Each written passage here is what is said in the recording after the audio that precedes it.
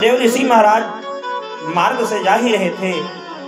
उसी समय वो युवती कही, भो भो साधु क्षणं तिष्ठ मम चिंतामपि नाशया दर्शनम तव लोकस्य सर्वभाग्यहरं परम।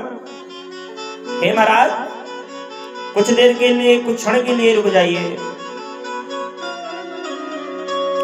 आप जैसे महान साधु संतों का दर्शन तो पापों का नाश करने वाला है। हे महाराज, कुछ देर के लिए ठहर जाइए। आपका दर्शन पापों का नाश कर देता है। हे प्रभु, कुछ देर के लिए रुक जाइए। उस युवती की कातर वाणी को सुनकर के देव ऋषि नारद जी महाराज कुछ क्षण के लिए रुक गए वहां पे। और देव ऋषि नारद पूछे, हे देवी, आप कौन हैं? और आपके पास ये अचेत पड़े हुए दो पुरुष कौन हैं? और आपके पास ये अनेत्र देवियां हैं जो कोई चवर डुला रही हैं, कोई पंखा दिखा रहा है, कोई आपके चरण को दबा रहे हैं। ये कौन है? ये आपके पास जो दासियां खड़ी हुई हैं, जो देवियां खड़ी हुई हैं, यह कौन है? भक्ति महारानी ने कहा, अहम भक्ति ख्यातो इमो में तनयो मतौ ज्ञान वैराग्य नामानो काल योगे न जर जरो। श्रीमद् भागवत कथा में बड़ा प्यारा यह श्लोक है भैया। हे महाराज, भक्ति महारानी ने कहा, हे महाराज, यह ज्ञान वैराग्य नाम के मेरे ये दो पुत्र हैं।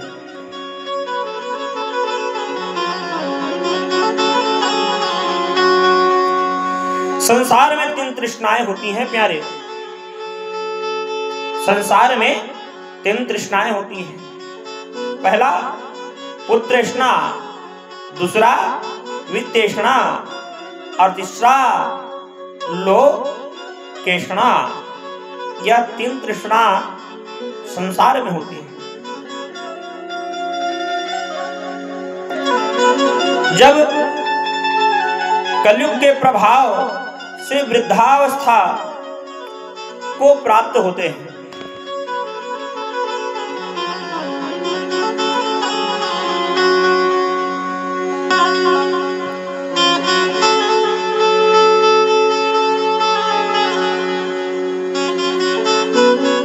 और हे महाराज, यह जो मेरे पास जो स्त्रियां हैं वो गंगा है, यमुना है,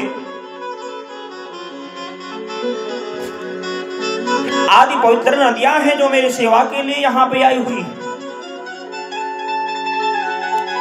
जो सेवा मेरी करने में लगी हुई है ना, ये गंगा है, यमुना है, जितनी भी पवित्र नदियां हैं यहाँ पे, जितनी भी सखियां खड़ी हैं, वो सब मेरी ही सेवा करने के लिए आई।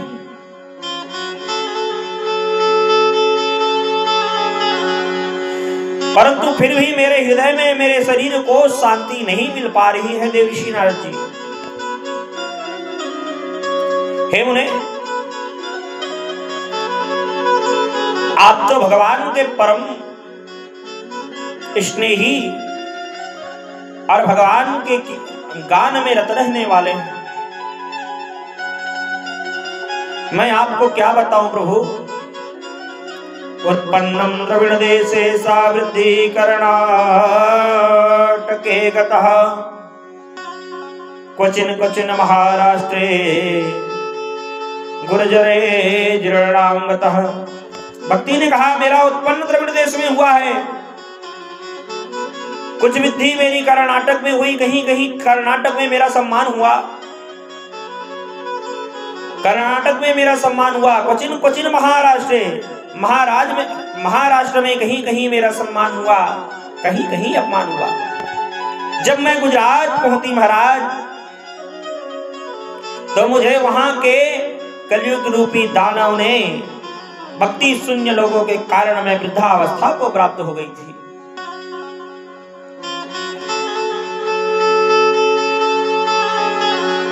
सदाचार लोप हो गया था, जिस कारण से मैंने भी वृद्धावस्था को पा लिया।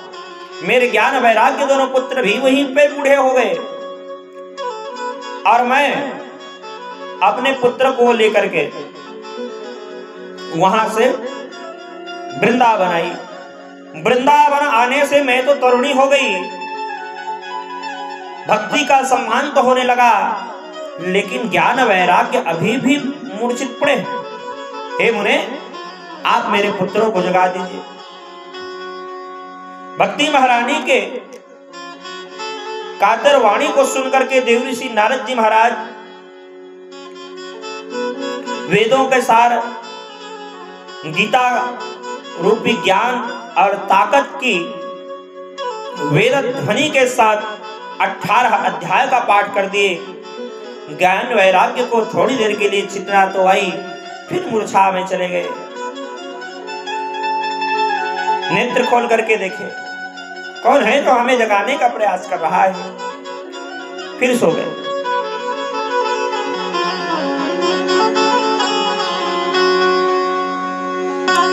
भक्ति महारानी कहती है, कली केवल मल मूल मलिना, पाप पयो निधि जन्म नमीन। महाराज, कलयुग में जो धर्मात्मा है वो दुखी है, जो पापी है वो सुखी है। कलयुग में महाराज धर्म का लोप हो चुका है, अधर्मी विधर्मी का राज्य है। धर्मद्रेण वध मूलो वेद स्कंद पुराण सखाड्यतः, कृतो कुसुमो मोक्षा फलो पादपो मधुसूदनो जयति। श्री गरुड़ पुराण जी में भी यह श्लोक आया है, बड़ा सुंदर श्लोक है। परमेश्वर रूपी वृक्ष के दृढ़ जड़ धर्म है, वेद स्कंद पुराण शाखाएं हैं, क्रिया फूल और फल मोक्ष है। हे भक्ति, धर्म आचार से उत्पन्न हुआ है और धर्म के स्वामी श्री हरि हैं। धर्म का लोप नहीं हो सकता। देव ऋषि नारद गरुड़ पुराण के उपदेश से भक्ति महारानी को जगाते हैं।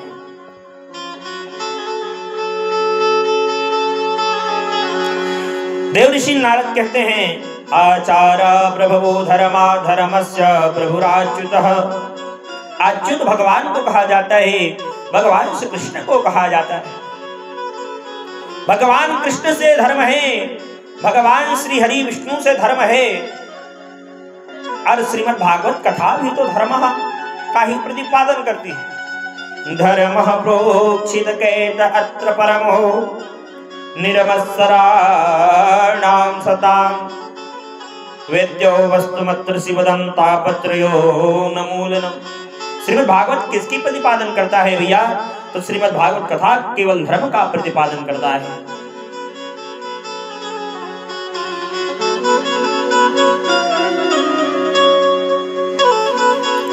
हे भक्ति, विषयानुरागी प्राणियों के कारण तुम्हारे चित्त में ऐसी भाव आ रही है, उपेक्षा कर दी है, लेकिन भगवान श्री हरि के रहते हुए धर्म लोप नहीं हो सकता। यदि इस कली काल कलयुग में एक भी ब्राह्मण है जो संध्या वंदन करके भगवान को ध्याता है, कोई एक भी ब्राह्मण ऐसा है इस संसार में, तो धर्म का लोप नहीं हो सकता।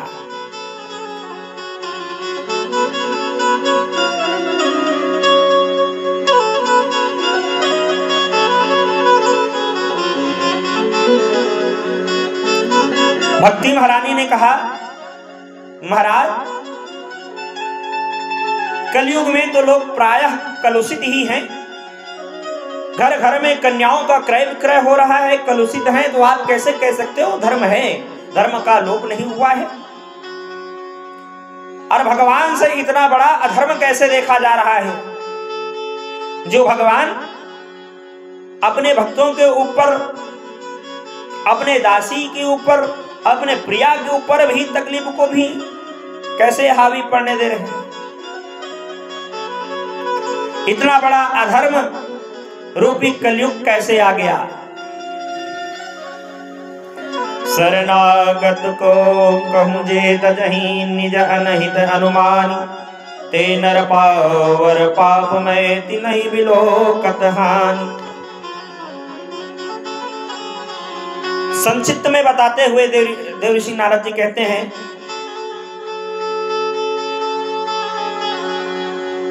भक्ति एक बार भगवान के प्रिय भक्त महाराज परीक्षित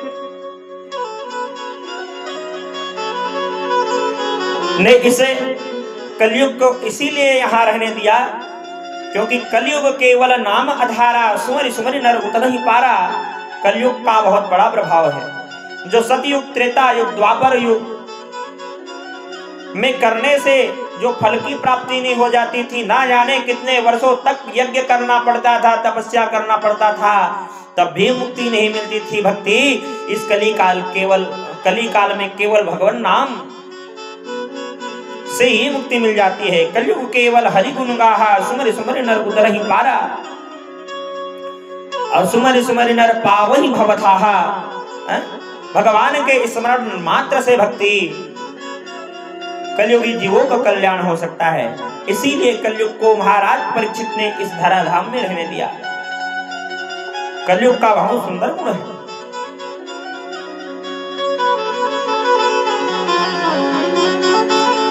श्रीमद् भागवत कथा में श्लोक बहुत ही प्यारी श्लोक आई है। यत् फलम नास्ति तपसा न योगेन समाधिना, तत् फलम लभ्यते सम्यक् कलौ केशवो कीर्तना। जो सतयुग त्रेता युग में परिश्रम करने से, तप करने से, यज्ञ करने से, अनुष्ठान करने से, जप करने से जो प्राप्त नहीं होता था, केवल भगवान नाम चिंतन से, भगवान नाम के संकीर्तन से इस कलिकाल के युग में प्राप्त हो जाएगी। देवर्षि नारद जी बड़े ही सुंदर भाव से भक्ति बताते हैं। हे भक्ति, नाम संकीर्तनम यस्य, भगवान के नाम संकीर्तन मात्र से, नाम संकीर्तनम यस्य सर्व पाप प्रणाशनम, सभी प्रकार के पापों का नाश हो जाता है। प्रणामो दुख समनस्तम नमामि हरि परम। कलयुग के इन गुणों को ही देखते हुए राजा परीक्षित ने इस कली काल को आने दिया, रहने दिया, और शरणागति को राजा धर्म छोड़ देते हैं। जो राजा के शरण में गिर जाए उसे तो मोक्ष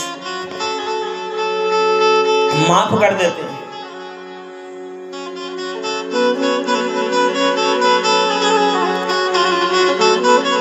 और शांति देकर के जाने ही लगे, देवर्षि नारद जी,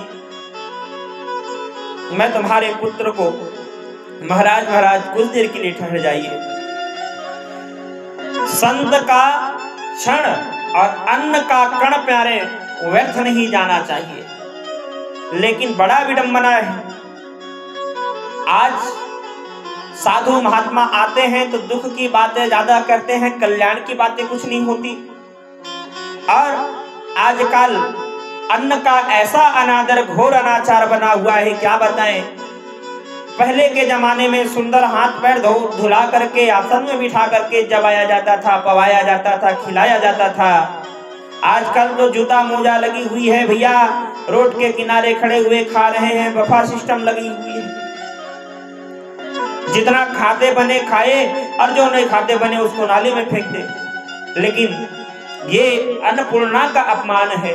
अन्नपूर्णे सदा पूर्णे शंकर प्राण वल्लभे। वो भगवान शंकर की प्रियतमा है अन्नपूर्णा, जो हमारे पेट को भरती है। अन्नपूर्णे सदा पूर्णे शंकर प्राण वल्लभे, ज्ञान वैराग्य सिद्ध्यर्थ भिक्षाम देहि च पार्वती।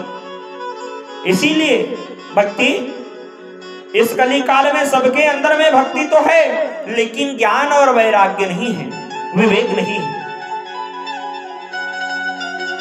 एक कलयुग का ही प्रभाव है। लेकिन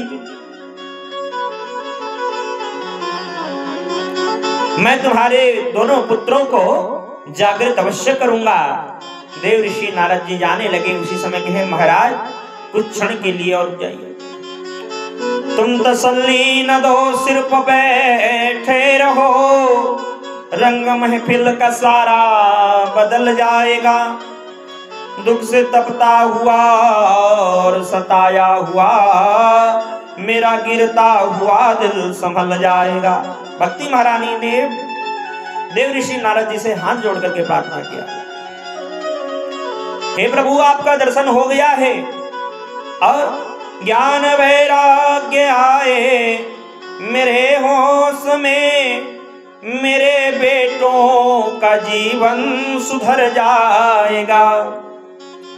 संत दर्शन से जीवों के पातक नसे और प्रारब्ध मेरा सुधर जाएगा। भक्ति ने कहा महाराज आपका दर्शन हो गया, मैं तो जान गई कि मेरे ज्ञान और वैराग्य जाग ही जाएंगे। आप जैसे संतों के दर्शन से जितने भी मेरे पातक थे, जितने भी मेरे पाप थे वो क्षय हो गए हैं, पुण्यों का उदय हो गया है।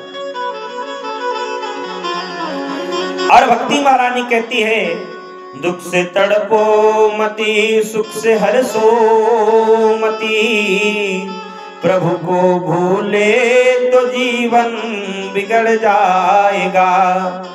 जीव जीवन प्रभु ने भजन को दिया, गर भुलाया तो प्रभु से बिछुड़ जाएगा। और अपने मन को स्थिर करते हुए भक्ति महारानी भगवान के श्री चरणों का ध्यान करती है और अपने मन को कहती है, हे मन दुख से तड़पो और सुख में हर्षो, पर भगवान का नाम नहीं याद, हर पल याद रखना।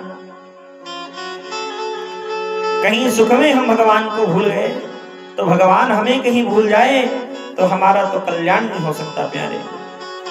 चंद समागम हरि कथा, तो यहाँ यदि इस पंडाल में बैठे हैं, इस स्थान में आए हैं, भगवान की कथा चल रही है, तो यह हमारे करोड़ों जन्मों के उदय से ही हमें प्राप्त हुई है।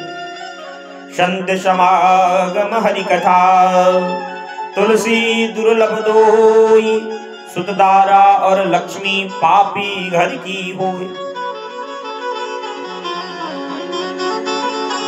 बैंक में बैलेंस करोड़ों पड़ा हुआ है, अरबों खरबों की संपत्ति है, कहीं भगवान के लिए आपके पास समय नहीं है तो चूल्हा में जाए ऐसा संपत्ति।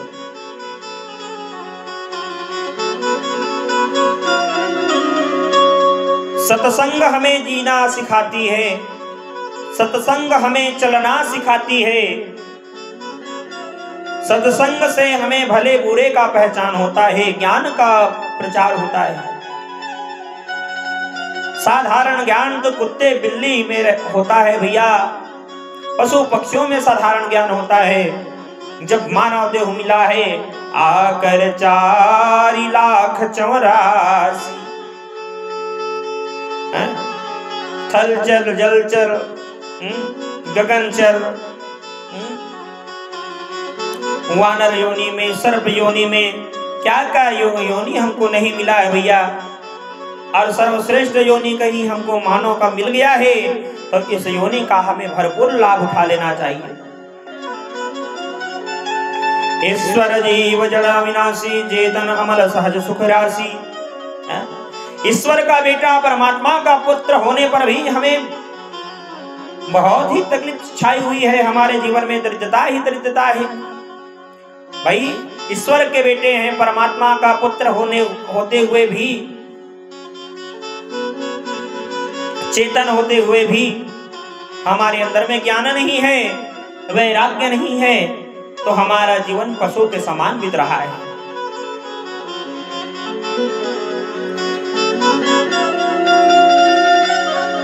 खाना पीना सोना रहना यही आनंद नहीं है प्यारे।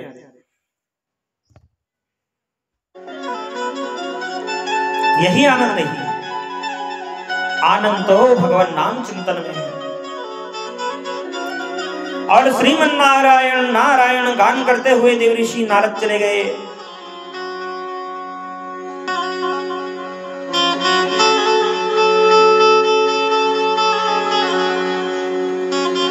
और सुंदर देवऋषि नारद उद्यम करने लगे कि ज्ञान वैराग्य को कैसे जगाया जाए।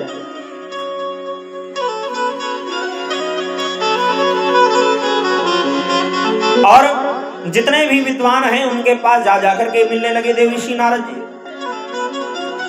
और नारं ज्ञानम ददाति नारद, जो सभी को ज्ञान प्रदान कराए वही नारद है। आज ऐसे सभी को ज्ञान देने वाले देवऋषि नारद सभी छोटे बड़े संतों से जाकर के मिलने लगे और कहे, ज्ञान वैराग्य कैसे आएंगे होश में? मैंने तब प्रतिज्ञा ले ली है, कृपया बताइए। लोग मन में ही सोचते, नारम अज्ञानक घाति खंडयति इति नारद, जो दूसरों के अज्ञान का खंडन कर देने वाले हैं, ऐसे देवऋषि नारद आए हैं और हमसे प्रश्न करेंगे। तो कुछ पंडित कुछ साधु कह देते, जाओ कह देना हमारे गुरुजी मौन व्रत ले लिए और आश्रम में घुस करके माला लेकर के भगवान विष्णु का ओम विष्णवे नमः विष्णवे नमः विष्णवे नमः याद करने लगे। और ऐसे आंख खोल करके देखते देवऋषि नारद जी गए हैं कि नहीं। देवऋषि नारद कई जगह भ्रमण करे। कई ऋषि कहते दे नारदो देव दर्शन। महाराज आप तो स्वयं देवता के समान हैं, आपका दर्शन देवताओं का दर्शन। आप ही हमारे अज्ञानता का खंडन करने आए हैं, आप हमसे ही प्रश्न करते हैं, हमें इसके बारे में पता है।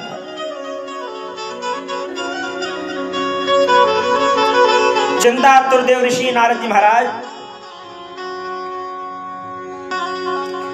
आज बद्रीनाथ धाम पहुंच गए हैं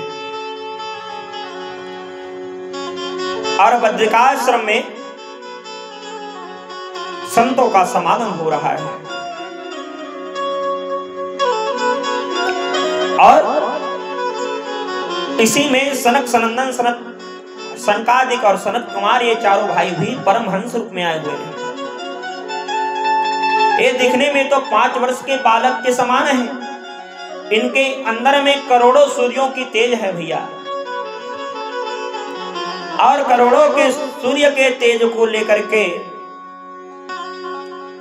देवऋषि नारद जी के समक्ष में आए और कहे, अहो देवऋषि नारद, आप तो ऐसे जान पड़ते हैं जैसे आपका सारा धन किसी ने लूट लिया हो, छीन लिया हो।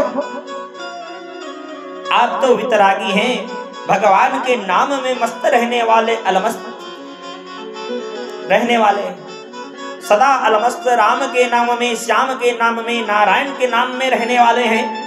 आज आपको विरह कैसे हो गई? पीड़ा का कारण क्या है महाराज, बताइए। आप तो ऐसे उस पुरुष के भांति जान पड़ रहे हैं जिसका किसी डाकू ने सारा धन लूट लिया।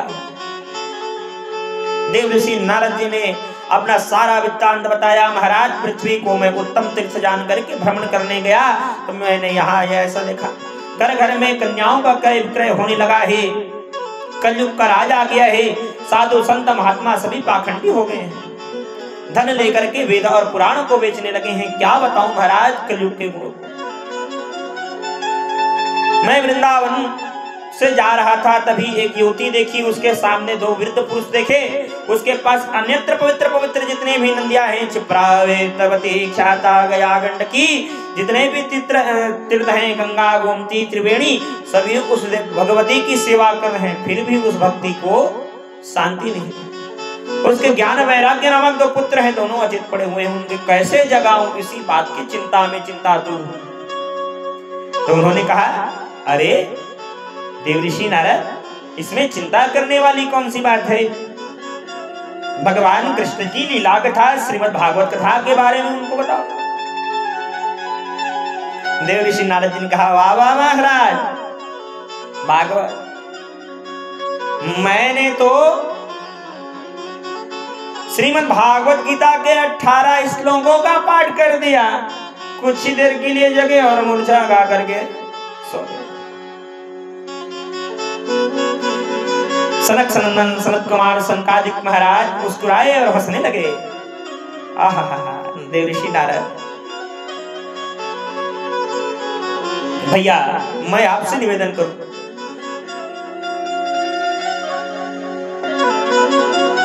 जब संसारवासी विवाद करते हैं ना तो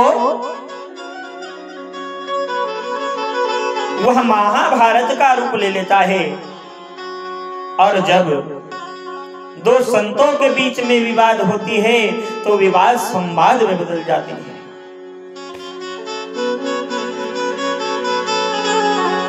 आज इस शब्द को लेकर के विवाद हो गई है आज, लेकिन यह संवाद के रूप में परिवर्तित हो गया। शनकादिकों ने कहा, हे देवऋषि नारद, आप हमें यह बताइए, आप आम को खाना पसंद करेंगे या आम के वृक्ष को, या आम के वृक्ष के जड़ को? आप हमें यह बताइए, आम के फल से रस आती है कि आम के वृक्ष के जड़ से स्वाद आती है? देवऋषि नारद ने कहा, महाराज निश्चित ही फल से स्वाद आती है। तो आप हमें ये बताइए, एक बीज से बना वृक्ष, वृक्ष में बनी उनकी ताना शाखा, उसके बाद उसमें लगा फूल, फूल के बाद लगा फल, तो फल में क्यों स्वाद आती है? क्योंकि उनका सार है महाराज। अच्छा, हे देवऋषि नारद, आप हमें ये बताइए,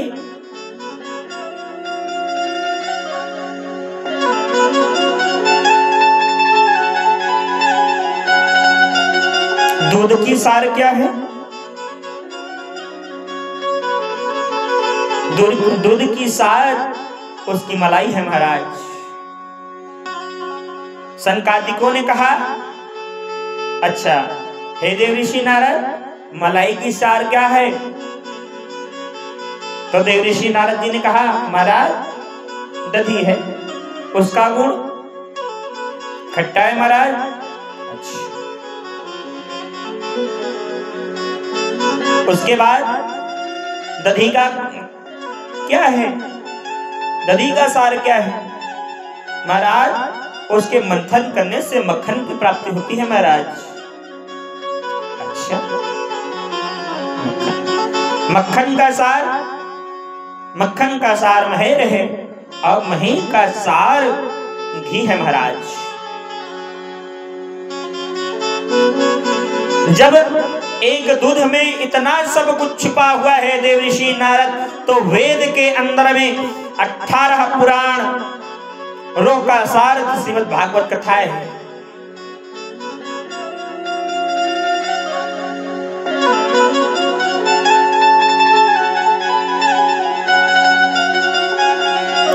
पूर्वजों के पूर्वज श्री जब महाराज ने कहा, देवऋषि जी को थोड़ा एकाग्र हो गए।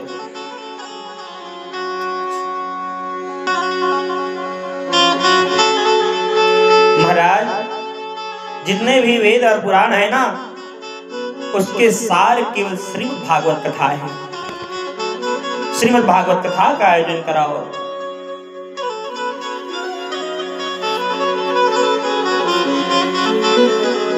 शनकादिक बोले, हे नारद जी, संसार में जो द्रव्य यज्ञ, योग यज्ञ, स्वाध्याय, ज्ञान यज्ञ आदि हैं, वे कर्म को सूचित करवाने वाले हैं, लेकिन ज्ञानियों के लिए ज्ञान यज्ञ को ही सत्कर्म कहा गया है।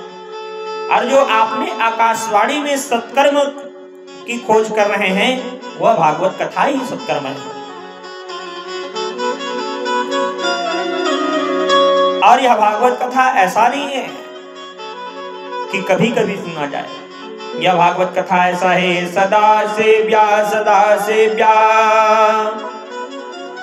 श्रीमद्भागवती कथा यस्याः श्रवण मात्रेण हरिश्च चित्तम समाश्रयेत्। इसे कभी भी श्रद्धा भक्ति के साथ श्रवण किया जा सकता है।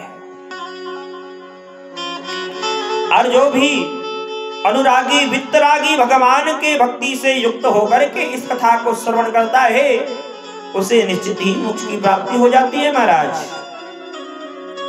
आदौ देवकी गर्भजननम गोपी गृह वर्धनम माया पूतन जीवित तापहननम गोवर्धनोद्धारणम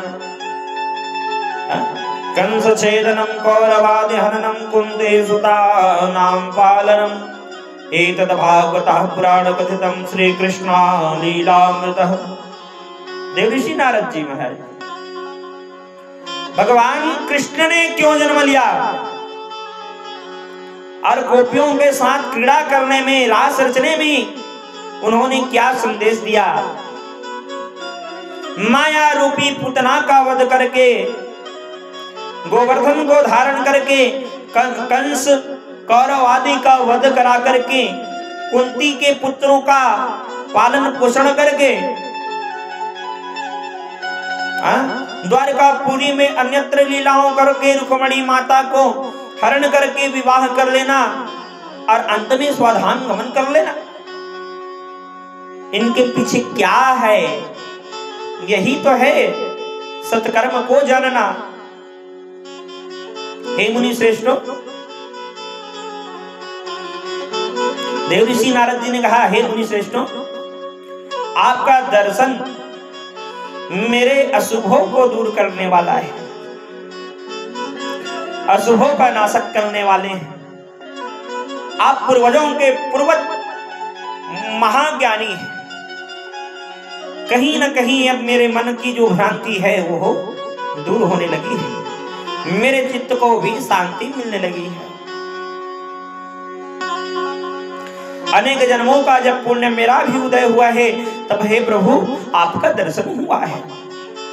देवऋषि नारद जी गदगद हो गए और कहे, बिनु सत्संगन हरि कथा तही बिनु मोहन न भाग, मोह गए बिन राम पद होई न दिन अनुराग।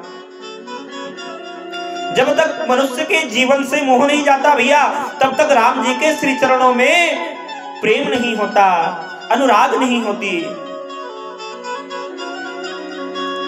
और जब तक हम भगवान की कथा श्रवण नहीं करेंगे, तब तक हमें भगवान से प्रेम नहीं होगा। और हमें भगवान की कथा से प्रेम करना है, भगवान की कथा सुननी है, तो संतों से प्रेम करना पड़ेगा।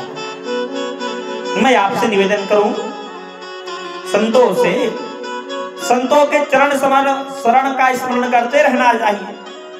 हमारे घर में साधु संत महात्मा आ जाए, उनका मान करो, सम्मान करो, अपमान करके ना भेजना। बड़ा विडंबना है महाराज, लेकिन संत के रूप में कई ठग घूम रहे हैं। भैया ठग है तो क्या हो गया, संत का रूप बना करके आया है। आप उस संत में भगवान का पूजा करो। सिया राम मैं सब जग जानी, अब करम प्रणाम जोरी जुग पार। और कहीं पकड़ा भी जाए तो फिर दक्षिणा भी दे दो भैया। जैसे काल नेमी को भगवान श्री हनुमान जी महाराज ने दिया। मगरी ने बता दिया कि यह काल नेमी है जो तो आपके मार्ग को रोकने आया है। हे कपीश, यह निश्चर घोरा काल नेमी है, निश्चर घोरा ये काल नेमी है और रावण का दूत है। ये आपके मार्ग को रोकने आया है। भगवान ने पूंछ लपेटी, अपने पूंछ से लपेट कर ऐसे घुमा के पटके हैं महाराज, समुद्र के पार रावण की लंका में जाकर के गिर गए। दक्षिणा भी दे दो कहीं, साधु के रूप में है और कहीं ठग है, पकड़ में आ गए तो कालनेमी को तो सजा देनी ही चाहिए। और नहीं जानते हो महाराज उसके बारे में तो उसका सम्मान कर दो, प्रणाम कर दो। जैसे भगवान हनुमान जी महाराज ने कालनेमी के पास जान करके, साधु जान करके उनका प्रणाम किया, आदर से उनसे कुशलता पूछी, वैसे ही आप भी पूछिए, जलपान कराइए, फिर विदा कर दीजिए।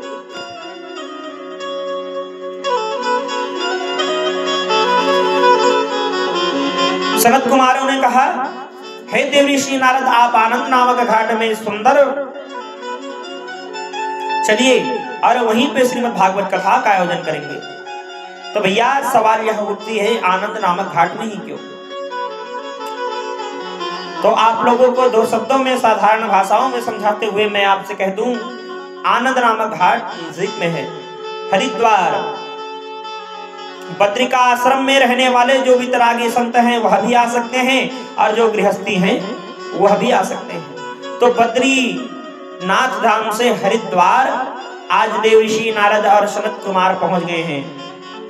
सुंदर शंखनाद हुआ और शंखनाद के माध्यम से देवऋषि नारद जी महाराज श्रीमद् भागवत कथा का शंखनाद कर दिए और सभी लोगों को पता चल गया कि यत्र भागवती वार्ता तत्र भक्त्यादिकं भजेत्, कथा शब्दं समाकर्ण्य तंत्रिकं तरुणायते।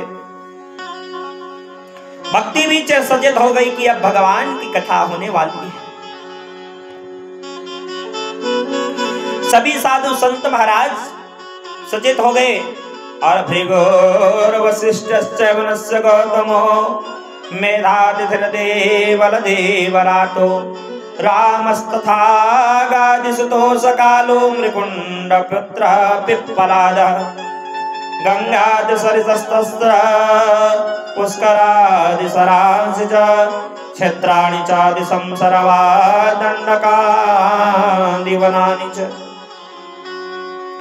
परम पुण्य वैष्णव भगवान की कथा सुनने के लिए भृगु वशिष्ठ च्यवन गौतम मेधातिथि देवल परशुराम व्यास जी महाराज विश्वामित्र मार्कंडेय जी दत्तात्रेय जी महाराज पिप्पलाद जी महाराज याज्ञवल्क्य जी पराशर जी महाराज सभी आए हुए हैं। जो वानप्रस्थी हैं, गृहस्थी हैं, सन्यासी हैं, सभी अपने अपने अनुरूप बैठ गए हैं। जो गृहस्थी हैं वो अपने गृहस्थी पत्नियों के साथ सुंदर अपने अपने शिष्यों को लेकर के महाराज आनंद नामक घाट में एक लाइन लगा करके बैठ गए हैं। वैसे ही इधर सभी क्रमशः बैठते जा रहे हैं महाराज।